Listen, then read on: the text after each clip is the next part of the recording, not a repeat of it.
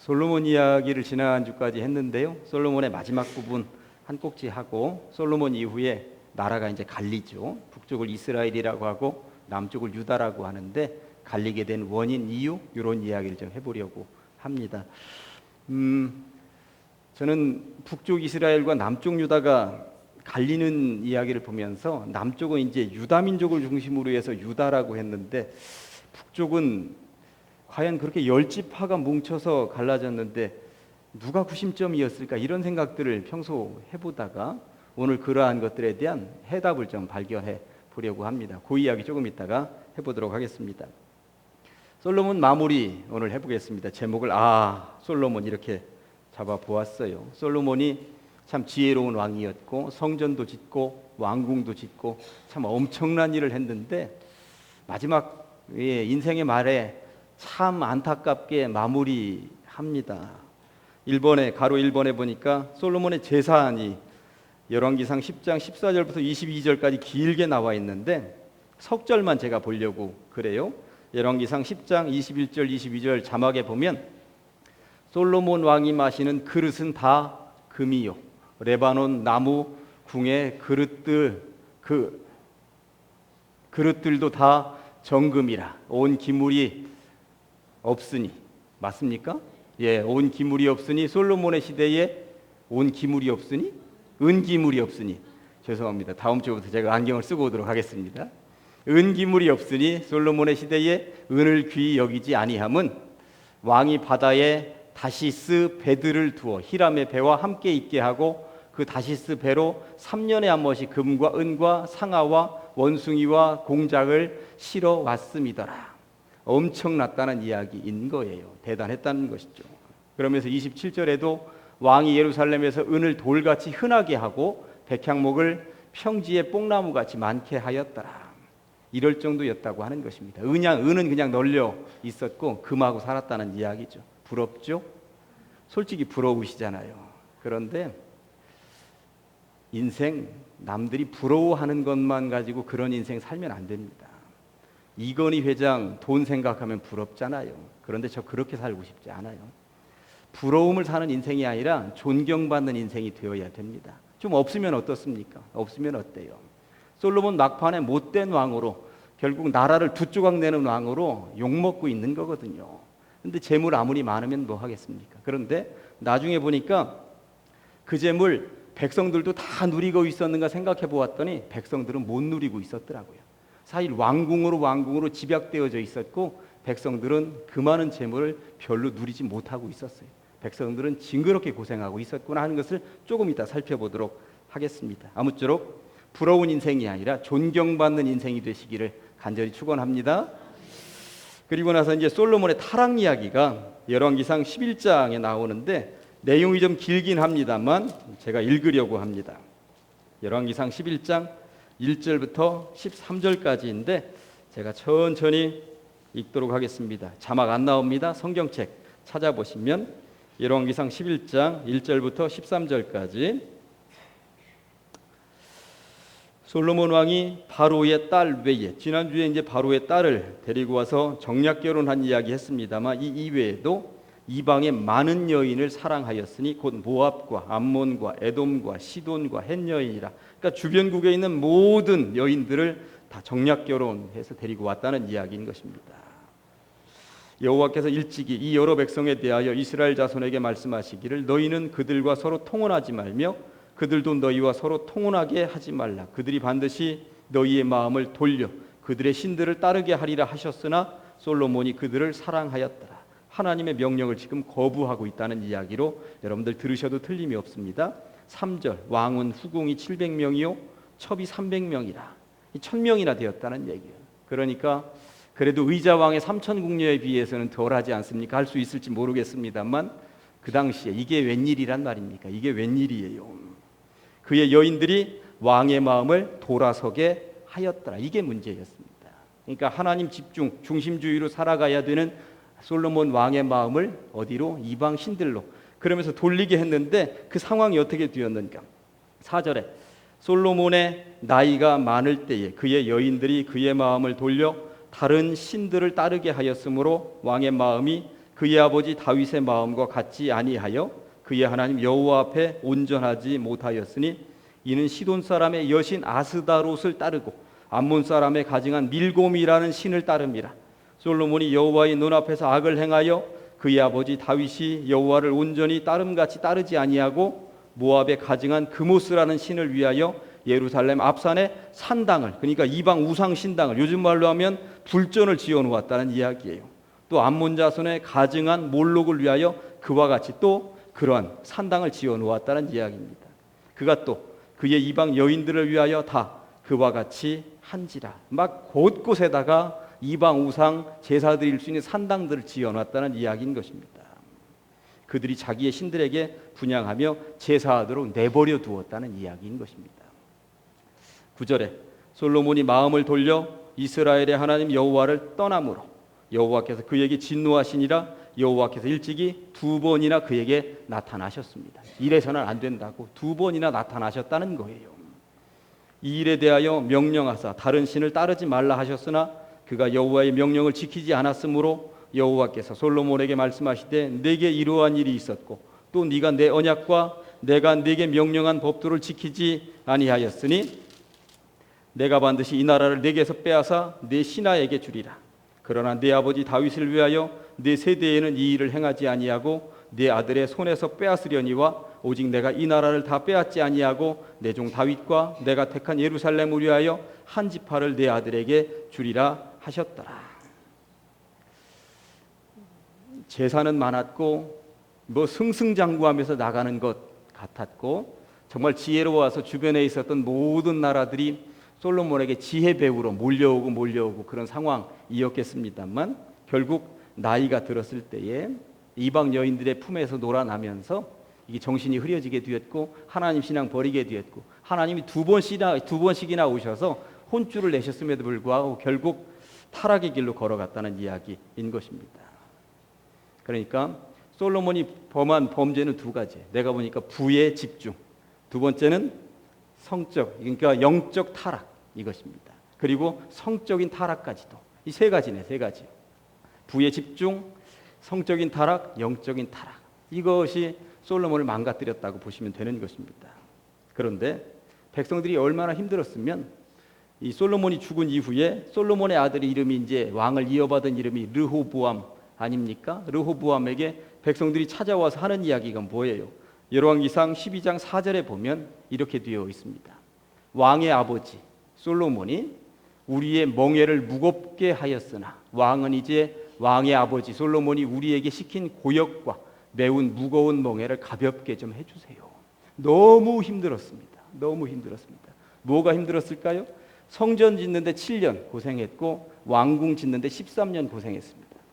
도합 20년 동안 토목공사 한 거예요. 요즘처럼 기계가 발달되어져 있는 시대가 아니었습니다. 다 그냥 손으로 해야 되는 노동이었다고 하는 것입니다. 여기에 이 백성들이 이제 전부 다 몰려 들어가서 노동력을 거기다가 해야 됐고, 그리고 왕은 호의호식하면서 사는데 백성들은 징그럽게 고생했다는 이야기 거기 있는 것입니다. 그러니까 하여튼 부에 집중되어져 있었는데 백성들은 그것을 다 누리지는 못하고 있었다라고 하는 것이죠. 사실 성전 지은 것은 굉장히 좋은 일이었습니다. 그런데 뒤에 13년 이 왕궁 공사가 백성들을 정말 힘들게, 이 정도까지는 기쁨으로 했을지 모르는데 그 뒤에 이게 2배나 이어지는 기간 동안 왕궁을 지으면서 백성들이 거의 피폐해졌다고 보셔도 틀림이 없는 것이죠. 정말 힘들어했다고 하는 것입니다. 세금은 또 얼마나 걷어갔겠습니까? 노동력도 때로는 착취가 되었고 그런 면이 없지 않아 분명히 있었습니다. 그러니까 백성들이 힘들어했다라고 하는 것입니다. 교회 건축도 가끔 하다가 보면 너무 힘들게 하면 성도들이 이제 힘든 거예요. 그건 이제 알 수가 있는 것입니다. 아무튼 솔로몬이 그렇게 무너져 내리게 되었습니다. 솔로몬이 이제 그렇게 하다가 막판에 이제 참 초라한 모습으로 죽어요. 그런데 솔로몬이 죽고 난 이후에 그 혜성처럼 등장하는 인물이 하나 있는데 이 여로보암이라고 하는 인물이에요. 여로보암이라고 하는 인물은 처음에는 하나님으로부터 선택받은 인물인 것처럼 등장하는데 여로보암을 이해하기 위해서 저는 시간을 앞으로 한참 당겨 올라가서 다른 이야기로부터 시작해서 여로보암 이야기로 내려와 보려고 합니다. 여로보암을 이해하기 위해서는 에브라임이라고 하는 인물에 대한 이야기부터 해보도록 하겠습니다. 여러분들 자료 보시면 큰 2번에 여로보암하고 가로 1번에 에브라임이라고 되어져 있습니다.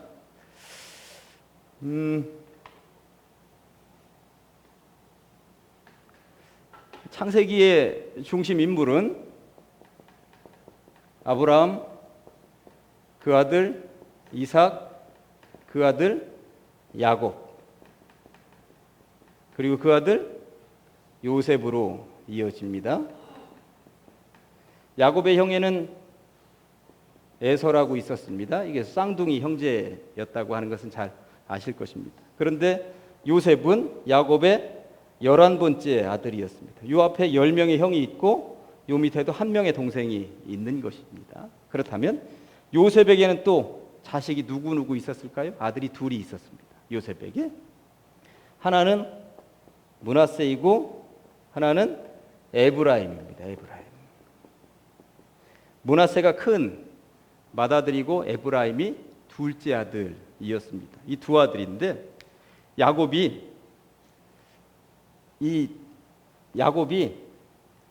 므낫세하고 에브라임을, 그러니까 애굽에 가가지고 요셉이 총리가 된 이후에 아버지가 전부 다 이제 야곱이 애굽에 가서 살게 될 때에 야, 네 자식 좀 한번 보자. 그리고 이 므낫세하고 에브라임을 앉혀놓고 축복하는 장면이 나오는데 거기 이제 창세기 48장 8절부터 22절까지 축복하는 내용이 길게 나와요. 그런데 제가 13절과 14절만 한번 보도록 하겠습니다. 여러분들 창세기 48장 한번 돌아가서 보도록 하겠습니다. 창세기 한번 펼쳐보실래요? 창세기 48장 13절.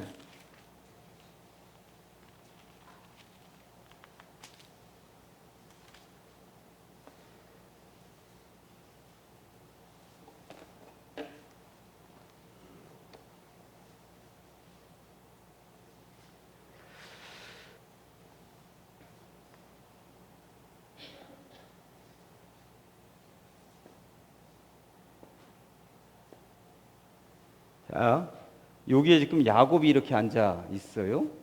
요셉이 이렇게 두 아들을 데려다 놓았습니다. 그러니까 야곱이 편에서 볼 때 야곱의 오른손이 여기에 있는 큰아들 므낫세, 야곱의 왼손이 여기에 있는 작은 아들 에브라임을 축복할 수 있도록 지금 요셉이 데리고 가는 거예요. 그러니까 야곱이 므낫세 큰아들을 이렇게 축복할 수 있도록 되도록 오른손으로 축복을 좀 큰아들 했으면 좋겠다는 생각, 이걸 머릿속에다 들고 거기 13절 읽어봅니다. 오른손으로는 에브라임을, 그러니까 이쪽 요셉이 오른손으로는 에브라임을 이렇게 민다는 이야기예요. 예, 오른손으로는 이렇게 에브라임을 이스라엘의 왼손을 향하게 하고, 이스라엘은 이 야곱의 또 다른 이름이니까 이렇게 야곱의 왼손을 향하게 하고, 또 왼손으로는 므낫세를 이렇게 밀어가지고 이스라엘의 오른손을 향하게 하여 이끌어 그에게 가까이 나아가며, 이걸 이해 못하면 이 말씀이 지금 무슨 말인지 잘 이해를 못하는 건데 알아들으셨죠? 이제 그렇게 이렇게 밀고 갔다는 이야기입니다. 그러니까 큰아들을 오른손으로 축복해 주십시오, 이런 이야기였어요. 그랬는데 14절에 보니까 이스라엘이, 그러니까 야곱이 오른손을 펴서 차남 에브라임의 머리에 얹고 이렇게 거꾸로 얹었다는 얘기예요. 가로로. 이렇게 그냥 똑바로 얹으면 되는데 이렇게 얹었다는 이야기예요. 왜 그랬을까요? 지금 이 야곱이 에서보다 동생이었거든요. 자기가 둘째였거든요. 둘째로서 자기가 복받아 보니까 자기도 그러고 싶은 생각이 들었던가 봅니다. 어쨌든 뭐 여기에도 하나님의 놀라운 역사가 들어있긴 하겠습니다만 손을 이렇게 거꾸로 해서 이 에브라임 쪽에 더 오른손을 가게 해서 더 크게 축복했다는 이야기가 여기에 쓰여져 있는 것입니다. 14절 다시 보면 이스라엘이 오른손을 펴서 차남 에브라임의 머리에 얹고 왼손을 펴서 므낫세의 머리에 얹으니 므낫세는 장자라도 팔을 엇바꾸어 얹었더라, 이렇게 되어 있습니다. 아무튼 야곱이 축복하는 장면이 이렇게 나오는데 여기에 이제 에브라임이 등장을 하는 거예요.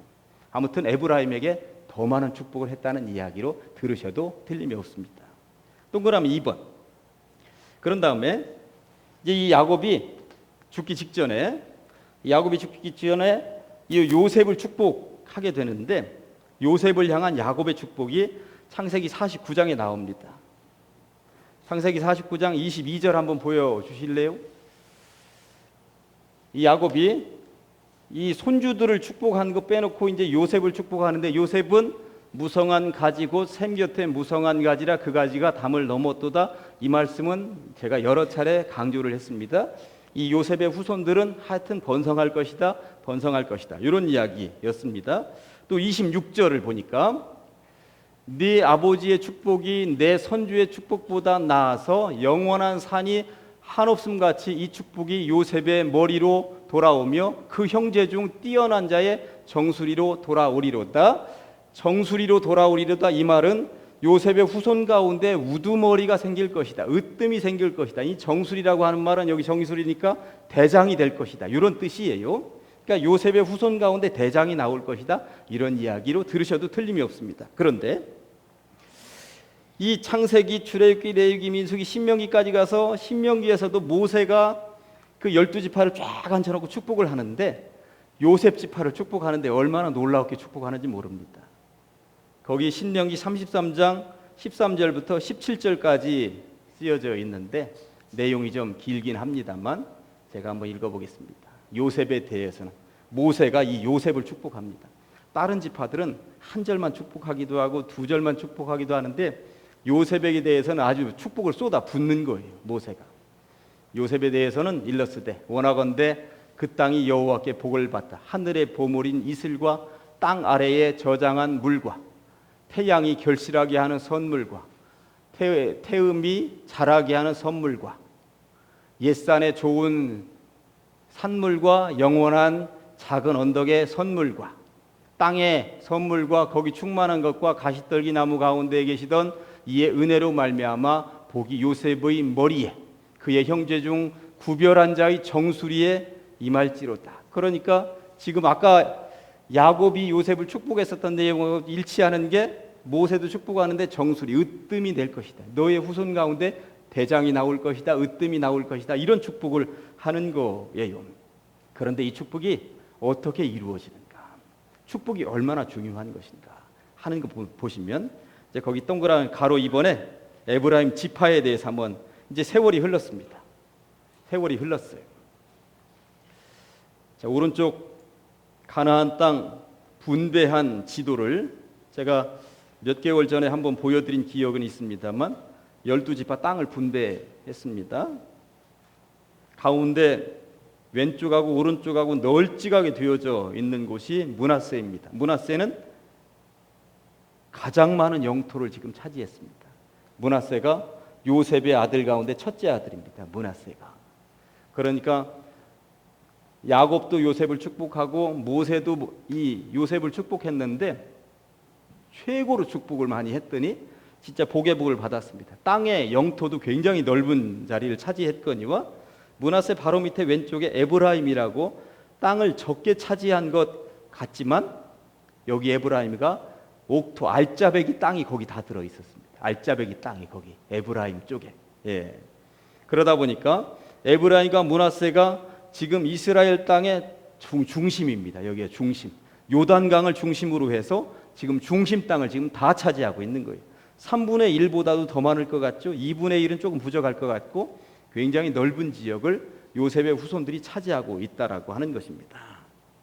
그런데 이렇게 많은 땅을 주었음에도 불구하고 여호수아 17장 14절 15절을 읽어보면 자막 한번 보실래요? 요셉 자손이 여호수아에게 말하여 이르되 여호와께서 지금까지 내게 복을 주셨다라고 하는 거 우리도 알고 있습니다. 예, 내가 큰 민족이 되었다는 것도 알고 있습니다. 다 하나님의 은혜입니다. 그런데 당신이 나의 기업을 위하여 한 제비, 한 분깃으로만 요즘 뭐 하려면 한 필지 정도만 내게 주시면 어찌함이니까 왜 요거밖에 안 주십니까? 하고 지금 불평을 쏟아붓고 있는 거예요. 대단하죠? 거의 3분의 1 땅을 차지하고도 왜 이거밖에 안 주느냐고 불평불만을 쏟아냈습니다. 그랬더니 여호수아가 그들에게 이르되 네가 큰 민족이 되므로 에브라임 산지가 내게 너무 좁을진데 브리스 족속과 르바임 족속의 땅 살림에 올라가 스스로 개척하라 하니라. 더 가지고 싶으냐? 니네가 스스로 개척해서 얻어보아라. 이렇게 얘기를 하고 있는 것입니다. 이 이야기는 여호수아 이야기를 하면서 한번 언급했었던 기억이 있습니다. 어쨌든 축복이라고 하는 것이 이렇게 놀라운 것이다라고 하는 것을 우리는 에브라임과 므낫세를 통해서 알 수가 있다라고 하는 것이죠. 그리고 이 부분에 대해서는 상식적으로 말씀을 드렸습니다만 12지파로 나누어서 땅을 배분할 때에 레위라고 하는 지파는 땅을 배분하지 않으면서 레위 지파가 땅을 배분하지 않으면 11지파만 땅을 받아야 되는데 12지파로 땅을 받은 이유는 요셉 지파 대신 므낫세하고 에브라임이 너무 번성했으니 2지파로 나눠서 땅을 배분했기 때문에 그렇다고 하는 이야기까지도 말씀을 드렸습니다. 이럴 정도로 굉장히 번성한 민족이 되어 있었다고 하는 것입니다. 그리고 중요한 것은 아브라함으로부터 이삭으로 야곱으로 요셉으로 창세기의 이야기가 이렇게 전개가 되는데 창세기의 이야기가 여기서 끝나는 게 아니에요. 요셉의 후손 가운데 축복이 더 에브라임 쪽으로 갔습니다. 에브라임 쪽으로 야곱이 축복을 할 때 이렇게 손을 엇갈려 가지고 갔더니 에브라임 족속 중에서 계속 지도자가 나오기 시작을 하는데 여호수아가 에브라임 지파예요. 여호수아 장군이. 그러니까 여호수아 장군 시대에 이 에브라임 지파가 지금 같은 지파이고 측근이고 그러다 보니까 무슨 얘기든지 다 할 수가 있었죠. 우리 땅 좀 더 달라고 얘기한 거야. 사실 가서 다른 어느 지파도 땅 더 달라 소리 한 적은 없습니다. 근데 오직 그렇게 넓은 땅덩어리를 가지고 있었던 에브라임하고 므낫세만 가가지고 여호수아에게 더 좀 달라고 얘기했습니다. 나쁘게 얘기하면, 부정적으로 얘기하면 참 너무 욕심이 과하다 하는 생각이 들기도 합니다만, 긍정적으로 얘기하면, 이것을 영적으로 해석을 해보면 좀 영적인 부분은 욕심이 좀 있어도 되지 않을까. 제가 그 신약성경 요한에 대한 이야기하면서는 그런 말씀을 드렸죠. 신앙은 이기적일수록 좋다는 이야기를 했습니다. 신앙은 이기적일수록 좋습니다. 요한이 예수님 품에 안겨서 예수님의 심장 소리를 듣고 예수님의 온기를 느낄 정도의 사람이었는데, 요한복음을 읽어보면 요한이 자기 이야기를 할 때는 뭐라고 얘기해요? 주께서 사랑하시는 자라고 이야기를 한다고. 요한복음을 읽다가 주께서 사랑하시는 자라는 표현이 나오면 이게 자기 얘기한 거예요. 부정적으로 얘기하면 교만한 사람이고, 긍정적으로 얘기하면 자부심이 뛰어난 사람입니다. 주께서 나만 사랑하신다라고. 나만 사랑하신다. 그런데 이 지구 땅덩어리에 70억 인구가 살고 있다는데 주님은 누구를 가장 많이 사랑하실까요? 저한테 물으면 저예요. 누구를 가장 많이 사랑하실까요? 했더니 조영숙 집사님이 당장 자기 가슴에다 손을 얹죠. 자기라는 거잖아요. 이게 신앙은 이기적일수록 좋다라고 하는 것은 분명합니다. 에브라임하고 므낫세 그 모든 복을 받아 누릴 수 있었던 것은 이렇게 뭔가 욕심이 많고 으뜸이어야 된다. 뭐든지 으뜸이어야 된다는 생각을 가지고 살았었던 것이 아니겠는가 하는 생각이 드는 것입니다. 그러면서 에브라임은 정수리가 될 것이다. 으뜸이 될 것이다. 축복을 야곱으로부터 받고 모세로부터 받은 이후에 우리는 하여튼 으뜸이 되어야 된다. 그 생각 가지고 살았었던 것 같습니다. 그리고 여호수아도 에브라임 지파였습니다만 그 동그라미 2번에 보니까 어느 순간부터 이 북이스라엘을 주도하는 에브라임 지파가 북이스라엘을 주도했는데 누가 주도했냐면 에브라임 지파가 주도했다는 이야기입니다.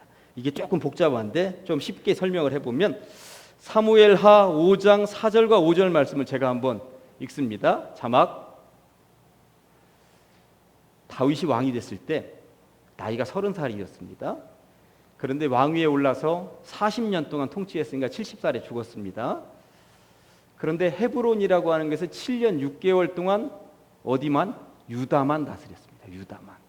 그러니까 유다 지파만의 왕이었다고 하는 거예요. 7년 6개월 동안. 그러면 나머지 지파는 지금 누군가가 왕 노릇하고 누군가가 지금 책임지면서 나아갔다는 이야기인데 북쪽은 누구였느냐라고 하는 것이죠.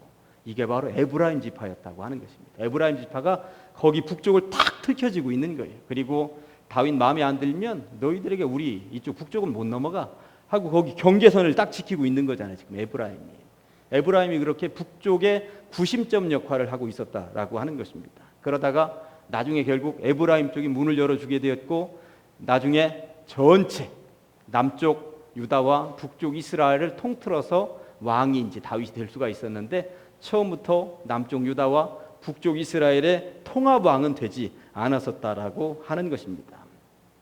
아무튼 에브라임 지파 하다가 왜 오늘 이제 여로보암 이야기를 하는데 에브라임 지파 이야기를 이렇게 길게 하느냐 하면 이 전통을 이어받아서 여로보암이 지금 에브라임 지파였는데 여로보암이 지금 왕이 되기 위해서 등극을 하고 있다는 이야기인 것입니다. 그만큼 이 에브라임 지파의 전통이 이스라엘의 북쪽 이스라엘의 맥락을 중심 역할을 하고 있다는 이야기인 거예요. 제가 오늘 설명을 하면서도 여러분들 조금 어렵겠다 하는 생각이 들기는 합니다만 어려우시죠? 굉장히 어려운 이야기를 어떻게든 쉽게 해보려고 하는데 여기까지 왔네. 예, 이제 가로서 한번 이제 여로보암 이야기 한번 해보도록 하겠습니다.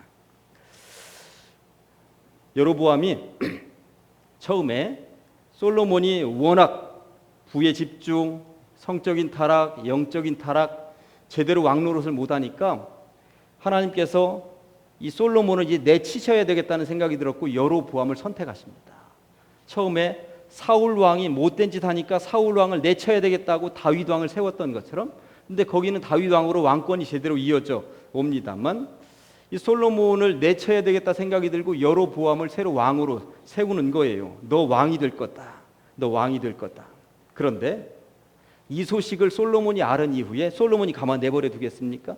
다윗이 승승장구 올라오니까 사울이 가만 내버려 두지 않고 계속 10년간 쫓아다니면서 죽이려고 했던 것처럼 솔로몬도 나를 치고 이제 저 여로보암이 새로운 왕으로 등극한단 말이야. 가만 내버려 두겠습니까? 죽이려고 하는 거예요.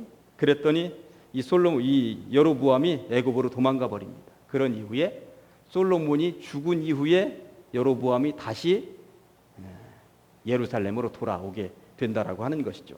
그리고 예루살렘으로 돌아와서 무슨 일을 합니까?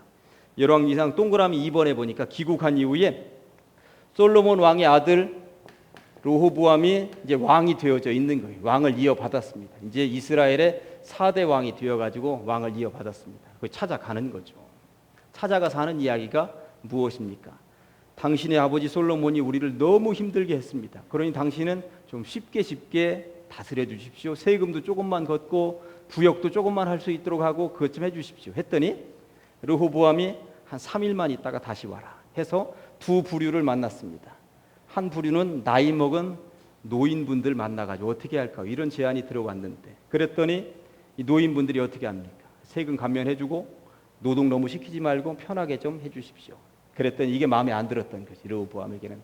두 번째, 자기 친구들 만났습니다. 친구들이 뭐라고 합니까? 평범하게 그냥 가볍게 대충 다스려서는 통제가 안 됩니다. 무조건 더 세게 다스려야 합니다. 그래서 요 말을 좋게 여기고 이 말대로 했더니 여로보암이 위에 북쪽 10개 지파를 끄집어 갖고 나가서 북이스라엘을 만들었다라고 하는 게 북이스라엘과 남유다가 갈라지게 된 계기가 되었다고 하는 것입니다. 결국 북쪽 이스라엘의 왕이 여로보암이 된 것이고, 결국 르호보암은 남쪽 유다 지파하고 베냐민 지파 겨우 2개 지파만의 왕으로 전락하고 말았다고 하는 것입니다. 참 그러니 이게 얼마나 불쌍한 왕이에요. 그런데 이 문제는 동그라미 5번입니다. 지금 이 남쪽 유다에는 구심점이 어디냐면 예루살렘 성전입니다. 예루살렘 성전에서 예배를 드리는 거예요. 백성들이 거기로 막 몰려서 예배를 드리는데 나라가 갈라져서 북쪽으로만 하다 보니까 성전이 없는 거예요. 북쪽 여로보암은, 북이스라엘은 성전이 없는 거예요. 그러면 갈라졌다 하더라도 협상을 맺어가지고 이 같은 하나님 믿고 있으니 절기가 되면 예배만은 성전에 와서 드릴 수 있도록 해주면 좋겠다. 협상을 해도 되는데 협상하지 않습니다. 여로보암이 북쪽에다가 다른 짓거리들을 하는데 동그라미 5번 금송아지 우상을 만들어 놓는 것입니다. 열왕기상 12장 25절부터 30절까지 보면, 자 29절 여러분들 성경 찾아봅니다. 열왕기상 12장 29절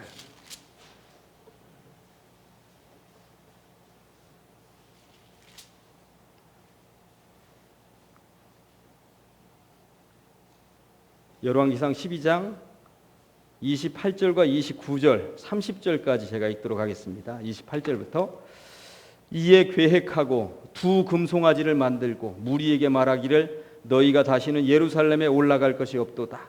이스라엘아, 이는 너희를 애굽 땅에서 인도하여 올린 너희의 신들이라 하고, 하나 금송아지 하나는 베델에 두고, 베델은 에브라임 지파가 머물러 있는 중심이었습니다. 하나는 단에 둬라. 단은 가장 그 국토의 꼭대기, 가장 북쪽에 있는 도시였습니다. 이 일이 죄가 되었으니 이는 백성들이 단까지 가서 그 하나에게 경배함이더라. 결국 갈라지더니 신앙을 잃어버리게 되었다는 이야기인 것입니다.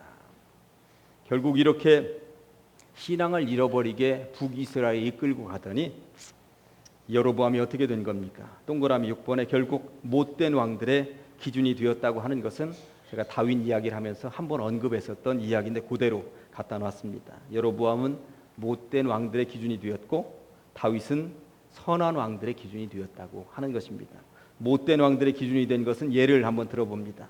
바하사라고 하는 임금이 여호와 보시기에 악을 행하되 여로보암의 길로 행하여 그가 이스라엘에게 범하게 한 그 죄 중에 행하였더라. 여로보암처럼 했다. 여로보암이 못된 왕의 기준이 되었습니다. 오므리라고 하는 왕도 여호와 보시기에 악을 행하되 그 전에 모든 사람보다 더욱 악하게 행하여 느바세 아들 여로보암의 길로 행하였다. 그러니까 여로보암이 못된 왕의 기준이 되었다. 그 대신 이에 반하여 다윗은 선한 왕의 기준이 되었는데 히스기야가 그의 조상 다윗의 모든 행위와 같이 여호와께서 보시기에 정직하게 행하였다고, 요시야도 여호와 보시기에 정직히 행하여 그의 조상 다윗의 모든 길로 행하고 좌우로 치우치지 아니하였다고 말하고 있습니다. 여로보암 이야기를 남북이 갈라질 때 북쪽 이스라엘의 첫 번째 초대 왕이 된 여로보암 이야기를 이렇게 마무리하면서 참 신앙이라고 하는 것, 여로보암도 하나님에게 선택받은 사람이었습니다. 너 솔로몬 이후에는 네가 뭔가 중심적인 역할을 해야 된다. 선택받은 왕이었는데 이게 가면서 제대로 중심을 잡지 못한 것입니다. 신앙 보니까 솔로몬의 이야기든 여로보암의 이야기든 이게 신앙이 퇴보하는 사람이 있구나 하는 것을 알 수 있습니다. 신앙은 진보해야 합니다. 앞으로 한 걸음씩이라도 나가야 되는 것인데 가끔 제대로 퇴보하는 것입니다. 그래서 오늘의 말씀을 긍정적인 것보다 부정적인 것이긴 합니다만 그래도 우리들이 반면교사로 삼으라고 열왕기상 13장 33절 34절 말씀을 오늘의 말씀으로 선정을 좀 해보았습니다. 방송실 보여주셔도 되고요. 자막 여로보암이 한번 하시겠습니다. 여로보암이 이 일 후에도 그의 악한 길에서 떠나 돌이키지 아니하고 다시 일반 백성을 산당의 제사장으로 삼되 누구든지 자원하면 그 사람을 산당의 제사장으로 삼았으므로 이 일이 여로보암 집에 죄가 되어 그 집이 땅 위에서 끊어져 멸망하게 되니라.